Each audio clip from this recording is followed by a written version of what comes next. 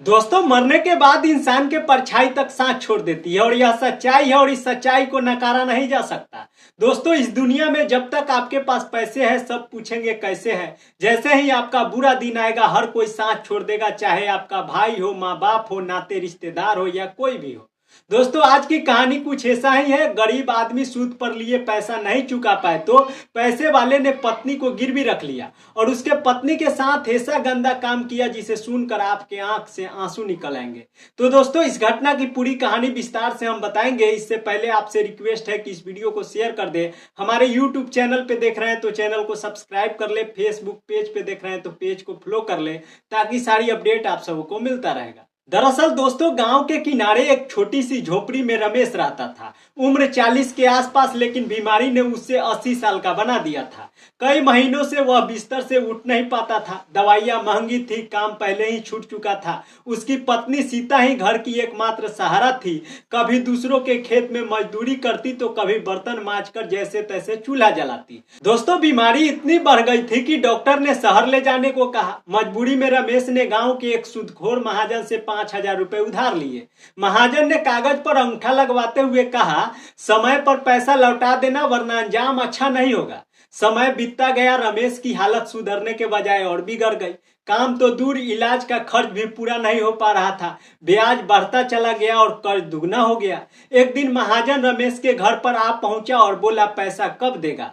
दोस्तों, रमेश यह बात सुनते ही रोने लगे, लेकिन उसके मुंह से बोला भी नहीं जा पा रहा था क्योंकि वह बीमार था। उसे उठ पाना भी मुश्किल था। तभी उसकी पत्नी सीता कांपती आवाज में कहा, मालिक थोड़ा और समय दे दीजिए। महाजन हंसते हुए कहा, समय खत्म हो गया है, पैसा तो देना ही पड़ेगा, नहीं तो कुछ और गिरवी रख दो और मुझे पैसा दे दो।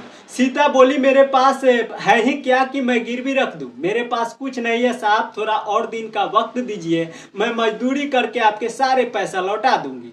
दोस्तों, आपको बता दें कि लेकिन महाजन ने उसकी एक भी नहीं सुना और बोला, तुम मेरे घर चलो और मेरे घर का सारा काम करना, तेरा सूद माफ कर दूंगा। दोस्तों, इतनी बात सुनते ही सीता को बात समझ आ गई। उसका दिल बैठ गया। रमेश ने यह सुनकर दर्द से करा उठा और रोते हुए कहा, मेरे वजह से मेरी पत्नी को इस तरह की सजा मत दो। लेकिन महाजन पत्थर दिल था, उसका एक भी नहीं सुना। मजबूरी में सीता को उसके घर में काम करने के नाम पर गिरवी रख लिया गया। शर्त थी, जब तक पूरा पैसा समेत नहीं चुका दिया जाएगा ब्याज समेत, तब तक सीता वहीं रहेगी। दोस्तों, सीता रोज महाजन के घर काम करती, अपमान सहती और रात को महाजन जबरन उसके साथ अवैध संबंध बनाता था। उसके इज्जत से खेलता था, उससे अपने पैर की मालिश करवाता था। दोस्तों, मजबूरन चुपचाप उसकी सारी अत्याचार झेलती रही। रात में सोते वक्त रमेश की याद में चुपचाप रोती। दूसरी ओर रमेश हर दिन खुद को कोसता कि उसकी बीमारी ने उसकी पत्नी की जिंदगी गिरवी रख दी। कई महीनों बाद गांव के कुछ लोगों को इस अन्याय की खबर मिली। उन्होंने मिलकर पंचायत बुलाई, महाजन को घेरा और प्रशासन तक बात पहुंची। दबाव बढ़ा तो महाजन को झुकना पड़ा। कर्ज की असली रकम लेकर सीता को आजाद कराया गया। लेकिन दोस्तों, सीता घर लौटी तो रमेश की आंख में आंसू और राहत दोनों थे। उस दिन दोनों समझ लिया कि गरीबी और बीमारी सिर्फ शरीर को नहीं, इंसान की इज्जत को भी गिरवी रखने पर मजबूर कर देती है। यह कहानी सिर्फ रमेश और सीता की नहीं है दोस्तों, बल्कि उन हजारों मजबूर लोगों की है जिनकी गरीबी का फायदा आज भी बेशर्म लोग उठाते हैं। दोस्तों, इस घटना पर आप सब क्या सोचते हैं, अपनी राय कमेंट बॉक्स में जरूर बताइएगा। इस वीडियो को आप सब ज्यादा शेयर करिएगा। हमारे यूट्यूब चैनल पे देख रहे हैं तो चैनल को सब्सक्राइब कर लीजिएगा। फेसबुक पेज पे देख रहे हैं तो पेज को फॉलो कर लीजिएगा, ताकि सारी अपडेट आप सबको मिलता रहेगा। मिलते हैं किसी अगले कहानी के साथ। Bye bye, tata, thank you so much.